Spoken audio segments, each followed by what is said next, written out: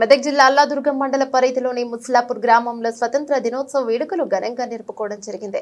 పాఠశాల విద్యార్థులు ర్యాలీగా గ్రామ పంచాయతీ వద్దకు భారత మాతాకి జై అంటూ లిటిల్ సూపర్ స్టార్స్ అంటూ వారి ర్యాలీ గ్రామ పంచాయతీ వద్దకు చేరుకుని గ్రామ పంచాయతీ వద్ద సెక్రటరీ నాగరాజ్ జెండా ఎగురవేయడం జరిగింది. వివిధ సంఘాల వద్ద సంఘ కుల పెద్దలు, అంగన్వాడీ కేంద్రం వద్ద అంగన్వాడీ టీచర్లు, జిల్లా పరిషత్ ఉన్నత పాఠశాలలో ప్రధానోపాధ్యాయులు రమేష్ జెండా ఎగురవేయడం జరిగింది. ప్రాథమిక పాఠశాలలో మేరీ జోన్స్ మేడం కూడా ఎగురవేయడం జరిగింది.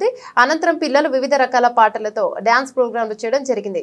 మరియు క్రీడల్లో గెలుపొందిన వారికి బహుమతులు అందజేసిన 2000 మరియు 2001 బ్యాచ్ పూర్వ విద్యార్థులు, జిల్లా పరిషత్ ఉన్నత పాఠశాల విద్యార్థులు బహుమతులను అందజేయడం జరిగింది. కార్యక్రమంలో జిల్లా పరిషత్ ఉన్నత పాఠశాల హెచ్ఎం రమేష్, నర్సినీలు మరియు సంతోష్, వెంకట్, మాజీ సర్పంచ్ టెక్మాల్ మల్లేశం, సాయిబాబు, పోచయ్య మరియు నాయకులు, యూత్ పాల్గొన్నారు. కార్యక్రమానికి విచ్చేసినటువంటి మన గ్రామ పెద్దలకి మరియు గ్రామంలో ఉన్నటువంటి యువజనులందరికీ, ఉపాధ్యాయులకు మరియు నా ప్రియమైనటువంటి విద్యార్థులందరికీ స్వాతంత్ర దినోత్సవ శుభాకాంక్షలు. ఇప్పటి వరకు ప్రతి ఒక్కరు కూడా మనకు స్వాతంత్రం ఏ విధంగా వచ్చిందో చెప్పడం జరిగింది. అందరికీ తెలిసినటువంటి విషయమే. ఎంతో మంది త్యాగదనుల యొక్క ఫలితాన్ని మనము ఎంతో విజయోత్సాహంతో జరుపుకుంటున్నాం. మనకు వచ్చినటువంటి ఒక స్వాతంత్రాన్ని మన వంతు కర్తవ్యంగా, బాధ్యతాయుతంగా మనం కూడా ఏదో కొంత దేశానికి చేసినప్పుడే ఈ యొక్క స్వాతంత్రం అనేది సార్థకం అవుతుందని నా యొక్క అభిప్రాయం. కాబట్టి గ్రామంలో ఉన్నటువంటి యువకులు, పెద్దలందరూ కూడా ఇప్పటివరకు పాఠశాల గురించి ఎంతో కృషి చేసి మేము అడిగిన వెంటనే అన్ని రకాల సహాయ సహకారాలు అందించారు సార్. మీ అందరికీ మా యొక్క పాఠశాల తరఫున ధన్యవాదాలు తెలియజేస్తున్నాం. గతంలో చెప్పినటువంటి విధంగా పాఠశాలను అభివృద్ధి పదంలోకి నడిపిస్తా వచ్చినాం. స్టాఫ్ లేకపోయినా మా వంతు బాధ్యతగా ఉన్నటువంటి కొద్ది మందిమే ఎంతో కష్టపడి మన యొక్క పాఠశాల యొక్క పేరును, మనకు ఫలితాల విషయంలో కానీ, ఆయా కార్యక్రమాల విషయంలో కానీ, మండలంలో తర్వాత జిల్లా స్థాయిలో కూడా మంచి ఉన్నతమైనటువంటి స్థానంలో నిలపడం జరిగింది. గతంలో మన యొక్క ఫలితాలు చూసుకున్నట్టయితే 10/10 రావడం చాలా మందికి జరిగింది. అదేవిధంగా బాసర సీట్లు, తర్వాత పాలిటెక్నిక్ లో అడ్మిషన్స్, మంచి కార్పొరేట్ కాలేజెస్ లో కూడా అడ్మిషన్స్ తీసుకోవడం జరిగింది. మన దగ్గర చదువుకున్నటువంటి విద్యార్థులు చాలా పేద విద్యార్థులు. అయితే గతంలో ఉన్నటువంటి కరోనా కారణంగా గత బ్యాచ్, ఇప్పుడున్నటువంటి బ్యాచ్, రాబోయే బ్యాచ్ తో కూడా మాకు చాలా కష్టపడాల్సిన అవసరం ఉంది. ఏం అక్షరాలు కూడా రావు, ఆ విషయం మాకు కూడా తెలుసు. అటువంటి పరిస్థితిలో ఉన్నా కానీ మేము వారి పట్ల శ్రద్ధ తీసుకొని ఎంతో ఓపికగా అందరు విద్యార్థులు కనీసం పాస్ కావాలి, పాస్ అయితే భవిష్యత్తులో ఏదైనా చేసుకుంటారనే ఉద్దేశంతో వాళ్ళ వెనుక మేము కృషి చేయడం జరిగింది. ఆ భగవంతుడు మా కృషిని అభినందించి లేదా దీవించి మంచి ఫలితానికి కూడా రావడానికి కారణమైంది. తర్వాత చదువు రాదు పిల్లలకు చదువు రాదు అంటే గ్రామంలో ఉన్నటువంటి ప్రతి యువకులు చొరవ తీసుకొని తల్లిదండ్రులు ఇంటి దగ్గర శ్రద్ధ తీసుకుంటే మీరు మాకు చేయూతనిచ్చి సహాయం చేస్తున్న వాళ్ళు అవుతారు. మాకున్నటువంటి లిమిటెడ్ టైంలో మేము ఎంత చెప్పాలో అంత, దానికంటే ఎక్కువే చెప్తున్నాం. ఇంటి దగ్గర కూడా కనీసం ఏం చదువుతున్నారు, ఏం చదవట్లేదని ఒక్కసారి వాళ్ళ గురించి మీరు శ్రద్ధ తీసుకుంటే ఇంకా మంచి ఫలితాలు అందరం కలిసి మనము సాధించుకునే అవకాశం ఉంది. పేరెంట్స్ మీటింగ్కి రమ్మని చెప్తే ఎవరు రారండి. పేరెంట్స్ స్కూల్ దగ్గరకు వస్తే మీ పిల్లలు ఎట్లా చదువుతున్నారు, ఇంటి దగ్గర వాళ్ళ ప్రవర్తన ఎట్లా ఉంది, మనం వాళ్ళకి ఇంకేం చేయాలి, వాళ్ళని మంచి పొజిషన్లో మనం చూడాలన్నటువంటి ఆకాంక్ష మనకు ఉన్నట్టయితే తల్లిదండ్రులుగా పేరెంట్స్ మీటింగ్కి ఖచ్చితంగా అటెండ్ అవుతారు. దయచేసి గ్రామంలో ఉన్న పెద్దలందరికీ మేము తెలియజేసేది ఏంటంటే, ఈ రోజు కూడా పేరెంట్స్ మీటింగ్ ఉందండి. మీరందరూ ఖచ్చితంగా మీ యొక్క పిల్లల భవిష్యత్తు కొరకు పేరెంట్స్ మీటింగ్కి వచ్చినట్టయితే ఎన్నో విషయాలు చర్చించుకునే అవకాశం ఉంది. ఇప్పుడు ఉన్నటువంటి 10th క్లాస్ బ్యాచ్ 10th వచ్చినామనేటటువంటి వాళ్ళ లోపల ఏం ఫీలింగ్ కలిగిందో అర్థం కాదు, కానీ చదవడానికి ఇష్టపడ రోజు వస్తారు. అటు తల్లిదండ్రులు పిలిపించి మాట్లాడితే తల్లిదండ్రులను పిలువమని చెప్తే కూడా పిలవట్లేదు. వాళ్ళు మా దగ్గరకు వస్తే మేము వారికి కావాల్సిన సలహాలు సూచనలు ఇవ్వడం జరుగుతుంది. మీరు ఇప్పుడున్నటువంటి ఎస్ఎస్సి బ్యాచ్ కూడా మంచి ఫలితాలు సాధించాలంటే సమయం మించిపోలేదు. ఇప్పటి నుంచే మీరు చాలా కష్టపడి మీ యొక్క ఇంటి దగ్గర తల్లిదండ్రులు కూడా శ్రద్ధ వహించి ఉన్నటువంటి సమయాన్ని మీరు వినియోగించుకుంటే ఖచ్చితంగా మీరు మంచి మార్కులతో పాస్ అయ్యే అవకాశం ఉంది. గతంలో మనకు మైక్ సిస్టమ్ లేదని చెప్పినప్పుడు సురేష్ సేట్ గారు, తర్వాత సంతోష్ సార్, వెంకటేష్ గారు, ఇంకా మిగతా వాళ్ళందరూ కూడా వెంటనే స్పందించి మనకి ఇవ్వడం జరిగింది. అందుకే ఇటువంటి మంచి కార్యక్రమాన్ని మనం జరుపుకుంటున్నాం. అదేవిధంగా సర్పంచ్ సార్, ఎంపీటీ సార్, తర్వాత చైర్మన్ గారు, వీళ్ళందరూ కూడా మేము అడిగిన వెంటనే ప్రతిదీ మాకు సహాయం చేస్తూ వచ్చినారు. Thank you so much sir. ఇదే విధంగా మా పాఠశాల అభివృద్ధి కొరకు మీరు ఇంకా ముందుకు వచ్చినట్టయితే మన పాఠశాల యొక్క నుంచే కాదు, మన గత 20-30 సంవత్సరాల నుంచి కూడా చాలా పేరు తెచ్చిన స్కూల్ మనది. కాబట్టి కొద్దిగా ఎక్కడైందో లోపం తెలియదు, కానీ కొద్దిగా తగ్గుతున్నా సార్. తగ్గకుండా చూడండి, ఎందుకంటే పోయినసారి 10/10 వచ్చింది, కొద్దిగా ఈసారి తగ్గింది. లోపం ఎక్కడుందో జర చూడండి ఒకసారి. స్కూల్ పేరు పోకుండా చూసుకోండి. స్కూల్ పేరు పోతుందంటే గ్రామంది పోతుంది, స్కూల్లో ఉన్న సాలరీ పోతుంది, అలాగే పిల్లలది కూడా పోతుంది. పోయిన 10th క్లాస్ పిల్లలు బాగా చదివిరా, మార్కులు వచ్చినాయి, మనకు 10/10 వచ్చినాయి అంటారు. ఈ పిల్లలు బాగాలేరు అని వాళ్ళకు కూడా చెడ్డ పరుస్తుంది. కాబట్టి పిల్లలు మీరు కంపల్సరీ వినండి ఈ మాట. నేను చెప్పే 2 ముక్కలు చెప్తా, జర శ్రద్ధతోటి వినండి. మీరు పాల లాంటి వాళ్ళు, పాల నుంచి మనం ఎన్ని తయారు చేయొచ్చో మీకు తెలుసు. ఒకసారి చెప్తే చెప్పండి. పిల్లలు పాల నుంచి ఏమేం చేయొచ్చు మనం? గట్టిగా ఇంకా పెరుగు, వెన్న తర్వాత నెయ్యి. మీరు కూడా పాల లాంటి వాళ్ళు. మీరు వెన్నలాగా తయారు కావచ్చు, నెయ్యిలాగా. నెయ్యి చెడిపోదు. పాలు, పెరుగు, వెన్న ఖరాబ్ అవుతాయి, కానీ నెయ్యి తర్వాత కొన్ని తరాలు దాకా, కొన్ని సంవత్సరాలనే ఉంటుంది నెయ్యి. కాబట్టి మీరు కూడా నెయ్యిలాగా తయారు కావాలి. మీ చదువు మీకు వచ్చిందంటే, జ్ఞానం మనకు ఉందంటే ఎక్కడ పోయి బతకొచ్చు. మనం జాబే రావాలని లేదు. మనకు తెలివి ఉంటే ఏదైనా బిజినెస్ చేసుకోవచ్చు, ఎక్కడైనా పోయి చదవచ్చు. కాబట్టి చిన్న ఉదాహరణ చెప్తా, మనం రోజు వాడుకున్న భారత్ మాతా కీ, భారత్ మాతా కీ, భారత్ మాతా కీ. సరేరా, అక్కడ ఉన్న అబ్బాయిలు అంటలేరు, చెట్టు కింద ఉన్నారు, చేయలేస్తలేదు. ఒక 35 సంవత్సరాల క్రితం మేము అక్కడ కూర్చున్నాను. మీరు బాగా ఆలోచించండి. ఒక 35 సంవత్సరాల క్రితం నేను కానీ కొంతమంది ఇక్కడ ఉన్నోళ్ళు ఆడ కూర్చుండి ఈడ చెప్పట్లో విన్నోళ్ళని. ఈ గ్రామానికి, ఈ స్కూల్కు ఒక మంచి పేరుంది. ఈ స్కూల్ నుంచి ఒక డిఎస్పి, ఒక సిఐ, ఒక జాయింట్ కలెక్టర్, ఒక ఎంఆర్ఓ, ప్రతి డిపార్ట్మెంట్లో ఉన్నారు. ఈ స్కూల్లో చదువుకున్న, ఈ ప్రభుత్వ పాఠశాలలో చదువుకున్న విద్యార్థులలో ప్రతి డిపార్ట్మెంట్లో ఉన్నారు. ఇది ఈ చరిత్ర ఈ పాఠశాలకు ఉంది. బాగా ఆలోచించండి. విద్యాశాఖలో ఉన్నారు, రెవెన్యూ శాఖలో ఉన్నారు, ప్రతి శాఖలో పనిచేసిన వాళ్ళు ఉన్నారు. ఈ ప్రభుత్వ పాఠశాలలో చదువుకున్న విద్యార్థులే. నాకు తెలిసి మా ముస్లాపూర్లో ప్రభుత్వ ఉద్యోగాలు చేసే వాళ్ళంతా ఇలా చదువుకుందని. ప్రైవేట్గా జాబులు చేసేటోళ్ళు ఏ ప్రైవేట్ ఎక్కడెక్కడ చదువుకుని చేస్తున్నారో, కానీ ప్రభుత్వ ఉద్యోగాలు చేసేటోళ్ళు మొత్తం ఈ పాఠశాల చదువుకున్న వాళ్ళే ఉన్నారు. బాగా ఆలోచించాలి మీరు. ఆనాడు రాజశేఖర్ రెడ్డి మానసపుత్రిక ట్రిపుల్ ఐటీ స్థాపించిన మొదటి సంవత్సరం నుండే ఈ పాఠశాల నుంచి 3 విద్యార్థులు పోయారు ట్రిపుల్ ఐటీ ఏదైతే ఆవిర్భావం జరిగిందో మొదటి సంవత్సరంలో ఈ స్కూల్ నుండి ట్రిపుల్ ఐటీకి మండల్లో మొత్తం ఇన్ని స్కూళ్ళు ఉంటే ఒక అల్లాదుర్గు, ముస్లాపూర్ నుంచి ఎన్నికయ్యారు సార్ అప్పుడు ట్రిపుల్ ఐటీ. కాబట్టి ఈ చరిత్రను మీరు మరవద్దు. మీ బాధ్యత. ఇప్పుడు అబ్దుల్ కలాం మీ నాన్న చెప్పే ఉంటారు, కళలు కనమన్నారు, సహకరించుకోమన్నారు, సాధించుకోమన్నారు. మరి ఏం సాధిస్తున్నాం? ఏంది? షో పుట్టబొద్దు చదువు మీద మీకు ఖచ్చితంగా చెప్తున్నా. షో పుట్టబొద్దు సార్. మీకు చెప్పేది ఏంటంటే, నిన్న మొన్న 2-3 జాగ్రత్తలు చూసిన ఒక లెటర్ రాయరా బాబు అంటే రాయలేని స్థితిలో ఉన్నారు. 10వ తరగతి చదివి ఇక్కడి నుంచి ఇంటర్ చేసే పిల్లలు ఏంది మరి అంతా ఉత్తీర్ణత మొత్తం పాస్ అవుతున్నారు, వస్తున్నారు. ఒక లెటర్ రాయలేకపోతున్నారు.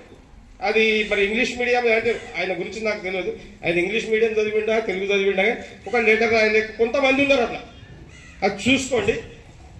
ఇక మీకు ఇంతకంటే ఎక్కడ చెప్పండి. మీరు సార్ మీ అదృష్టం ముస్లాపూర్ గ్రామ పాఠశాలకు ఇంతమంది ఇప్పుడైతే కనిపిస్తుంది. మొత్తం స్ట్రెంత్ మొత్తం ఉన్నట్టుంది. అందరు కనిపిస్తున్నారు.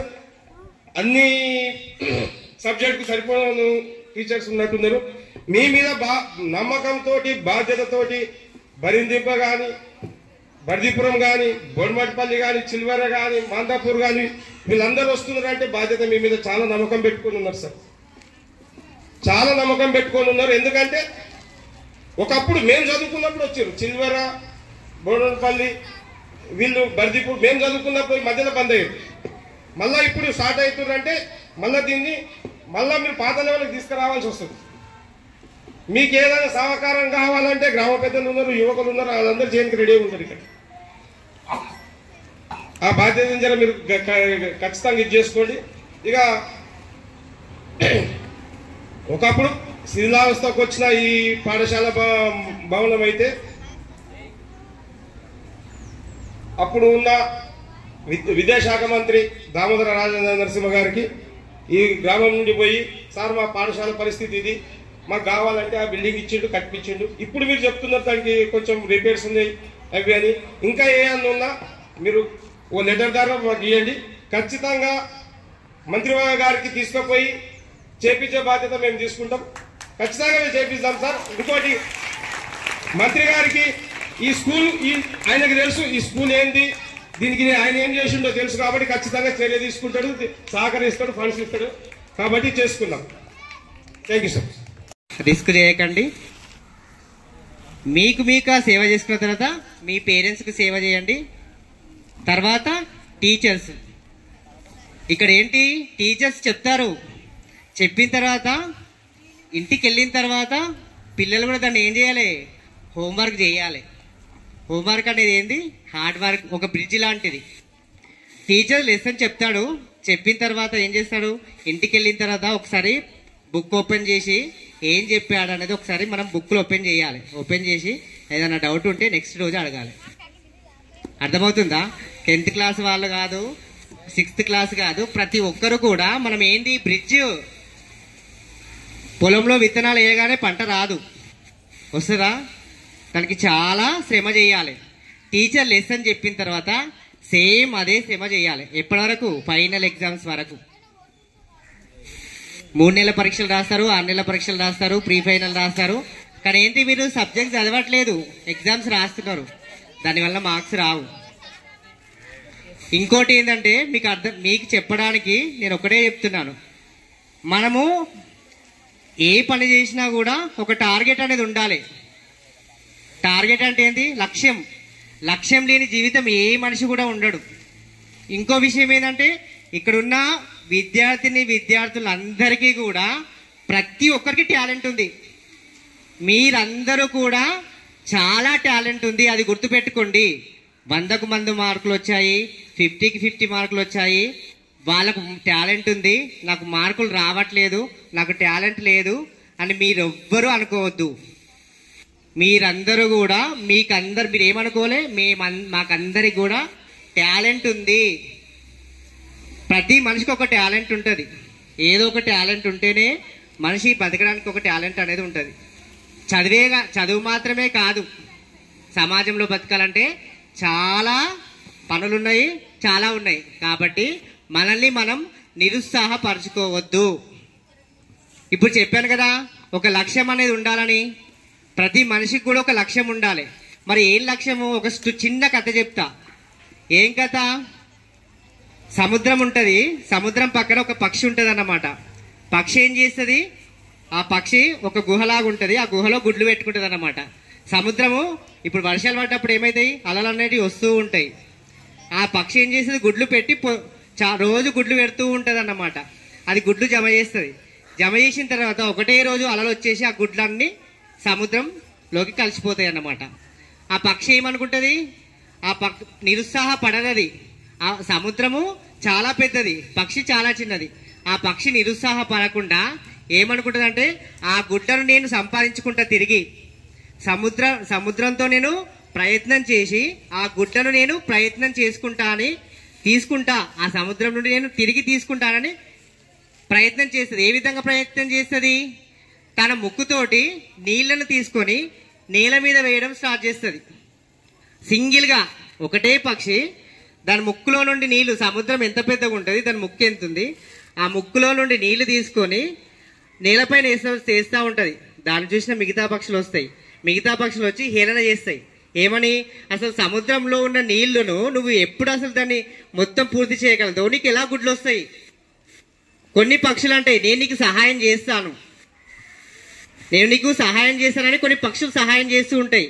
కొన్ని పక్షులు సహాయం చేస్తూ ఉంటే కొన్ని పక్షులు అలా చేస్తూ ఉంటాయి. కొన్ని హేళన చేసినా కూడా అవి పట్టించుకోకుండా అలా ఏమైపోతుంది, పక్షులకు రాజైనటువంటి గరుత్మంతుడి దగ్గరికి వెళ్తుంది అనమాట.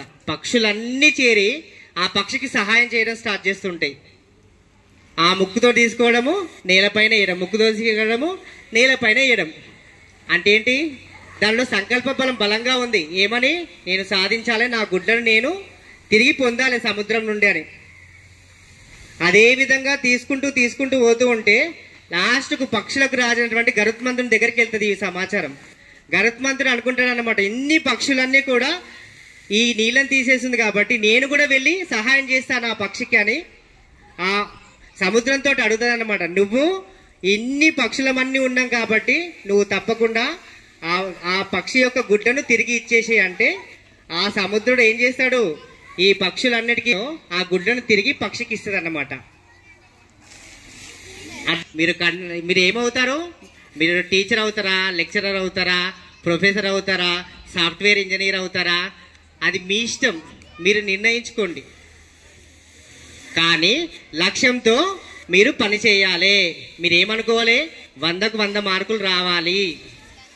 100కు 100 మార్కులు రావాలంటే 90 మార్కులు వస్తాయి. టీచర్స్ చెప్తారు. టీచర్స్ చెప్పిన తర్వాత కూడా మీరు వెళ్ళిన తర్వాత హోంవర్క్ చేయకపోతే మీకు లెసన్ అర్థం కాదు, మార్కులు రావు. మార్కులు ఎలా వస్తాయి? స్వాతంత్ర దినోత్సవాన్ని పురస్కరించుకొని యావత్ భారతదేశంలో ఆసేతు హిమాచలం జాతీయ జెండాను ఎగురవేసి ఘనంగా స్వాతంత్ర దినోత్సవ వేడుకలు జరుపుకుంటున్నాం. అందులో భాగంగానే ఈరోజు జిల్లా పరిషత్ ఉన్నత పాఠశాల ముస్లాపూర్లో కూడా జాతీయ జెండాను ఎగురవేసి ఉత్సాహంగా సంతోషంగా ఈ జాతీయ పండుగ నిర్వహించుకోవడం జరిగింది. దీనిలో గ్రామ పెద్దలు, యువకులు, రాజకీయ నాయకులు, అధికారులు, అనధికారులు పాల్గొన్నారు. వారందరికీ కూడా శుభాకాంక్షలు. ముఖ్యంగా విద్యార్థులకు ఈ సందర్భంగా ఆట పోటీలు నిర్వహించడం జరిగింది. అదేవిధంగా సాంస్కృతిక కార్యక్రమాలు నిర్వహించడం జరిగింది. ఉపన్యాస మాట్లాడినటువంటి వ్యక్తులు దేశ స్వాతంత్ర పోరాట ఘట్టాలను సవివరంగా వివరించి విద్యార్థులలో దేశభక్తిని రగిలించడం జరిగింది. ఈ కార్యక్రమంలో పాల్గొన్న అందరికీ కూడా హృదయపూర్వకమైనటువంటి ధన్యవాదాలు. విద్యార్థులకు 78వ స్వాతంత్ర దినోత్సవ శుభాకాంక్షలు.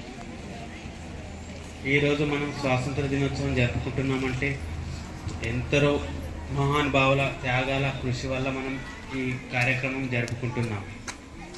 అలాగే విద్యార్థులు కూడా మంచిగా చదువుకోవాలి. ఎందుకంటే మన గొప్ప ఆస్తి చదువు అనేది. చదువు వల్ల ఎన్నో ఉన్నత శిఖరాలు చేరుకోవచ్చు. మేము ఇక్కడ ఉన్నామంటే చదువు వల్లనే. మీరు కూడా చదువును శ్రద్ధ వహించి బాగా చదువుకోవాలని కోరుకుంటున్నాము. అలాగే మనము పుస్తకాలు చదువుతాం. పుస్తకాలు చదవడం ఎందుకు చదువుతున్నామని గుర్తించి చదవాలి. అలాగే మార్కుల కోసం, ఎగ్జామ్ కోసం అని కాకుండా పుస్తకాలు ఎందుకు చదువుతున్నాం. మనం ఉదాహరణకు చరిత్ర చదువుతాం. చరిత్రలో ఎందరో మహానుభావులను రాసింది ఉంటుంది. ఎందుకంటే వాళ్ళు ఇలా సాధించారు, గొప్ప విజయాలు సాధించారు. అది చదువుకొని మనం నేర్చుకోవాలి. ఆ విషయాలు నేర్చుకోవడం వల్ల మనకు తెలుస్తుంది ఇలాంటి తప్పులు కొందరు చేశారు, ఇలాంటి తప్పులు చేయొద్దు. మనం కూడా మంచిగా చదువుకొని దానివల్ల మనం ఉన్నత శిఖరాలకు చేరుకోవచ్చని. మళ్ళీ అలాగే మనం మన పుస్తకంలో ప్రతిదీ ఎంతో ఆలోచించి రాశారు. ప్రతి పాఠంలో ఎంతో ఉంటుంది. మనకు ఉదాహరణకు మనకు జాగ్రఫీ చదివిస్తారు. జాగ్రఫీలో మనం ఎగ్జామ్లప్పుడు మనకు డయాగ్రామ్స్ వేపిస్తారు. ఎందుకు వేపిస్తారంటే మనకు ఇన్ని రాష్ట్రాలు ఉన్నాయి, మనం ఎన్ని రాష్ట్రాలు తిరుగుతాం, మన జన్మ అనేది ఒకేసారి వస్తుంది. ఈ జన్మలో ఇన్ని రాష్ట్రాలు ఉన్నాయి, మన ఊరు కాకుండా మనం ఎన్ని ఊర్లు పోతున్నాం, ఎన్ని రాష్ట్రాలు పోతున్నాం, ప్రపంచం ఉంది అని చూసి నేర్చుకొని మనం అక్కడికి వెళ్ళాలని అంతే తప్ప మనం నేర్చుకొని ఎగ్జామ్లో మార్కులు సాధించాలని కాదు. మనం ఇప్పటికీ స్వాతంత్రం వచ్చి 78 సంవత్సరాలు అవుతుంది. కొంతమంది ఊర్లో ఉన్న అవ్వ తాతలు ఇంకా ట్రైన్ కూడా ఎక్కుతలేరు, గరుడ ఎక్స్ప్రెస్ బస్సులు ఎక్కుతలేరు. కానీ మన కొంతమంది ప్రత్యేక విమానాలు ఉన్నాయి వాళ్ళ కోసం, చంద్రమండలానికి వెళ్తుర్రు. మనం ఏం నేర్చుకుంటున్నాం, మనం ఎక్కడ ఉంటున్నాం. అలా కాకుండా మనం ఒక లక్ష్యాలు అనేది నిర్దేశించుకోవాలి. లక్ష్యం కోసం నేను ఇది అయితా సార్లకు చెప్పాలి, సార్ నేను ఇట్లా కావాలనుకుంటాను, ఏం చదవాలి, ఏం చేయాలి, అట్లా అనుకొని మనం దానికోసం కృషి చేయాలి. అంతేగాని మా ఇంటోళ్ళు చదువుతురు గింతే నేను ఇట్లనే ఉంటానడం కాకుండా మనకు చదువు అనేది గొప్ప అవకాశంగా ఉంది. ప్రభుత్వం కూడా చదువుకోవడానికి మంచిగా కృషి చేస్తుంది. మేము చిన్నగా ఉన్నప్పుడు స్కూల్కు బాక్సులు కట్టుకొని నడుచుకుంటూ వెళ్ళేవాళ్ళం. కానీ ఇప్పుడు అలాంటి లేకుండా మధ్యాహ్నం భోజనం ఉంది, అల్పాహారం అనే ప్రోగ్రాం వస్తుంది. అలా కాకుండా స్కూల్లో డ్రెస్సులు ఇస్తారు, పుస్తకాలు ఇస్తారు, అన్ని ఇస్తారు. వాటిని వినియోగించుకొని బాగా చదవాలని కోరుకుంటూ ఈ చిన్న అవకాశాన్ని ఇచ్చిన పెద్దలకి కృతజ్ఞతలు తెలియజేస్తూ ముగిస్తున్నాను.